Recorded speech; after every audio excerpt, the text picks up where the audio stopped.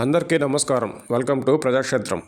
గతంలో 2014-19 మధ్య ఆంధ్రప్రదేశ్లో నిర్మించిన వేల టిడ్కో ఇళ్లు ఎక్కువ భాగం పూర్తి కాలేదన్నది తెలిసిందే. వైసీపీ పాలనలో గత 5 ఏళ్లలో టిడ్కో ఇళ్లను పూర్తిగా వదిలేశారు.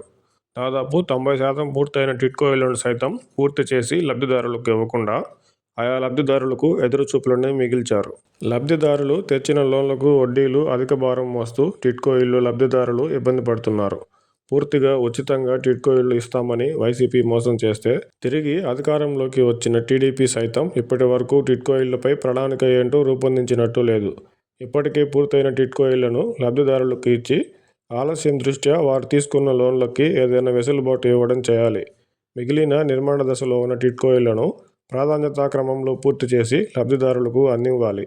టిడ్కో ఇళ్ల అంశంలో వైసీపీ తీరును దుయ్యబట్టిన టీడీపీ అధికారంలోకి వచ్చి 8 నెలలు దాటినా ఇప్పటి వరకు టిడ్కో ఇళ్లపై కూటమి ప్రభుత్వ ప్రణాళిక చెప్పకపోవడం ఏంటో వారికే తెలియాలి. కొత్తగా పక్కా ఇళ్ల నిర్మాణాలకు ప్రజల నుంచి దరఖాస్తులు స్వీకరిస్తున్న కూటమి ప్రభుత్వం టిడ్కో ఇళ్లపై కూడా దృష్టి పెట్టి ఆయా ఇళ్లను లబ్ధిదారులకు ఇచ్చి ఆదుకోవాలి.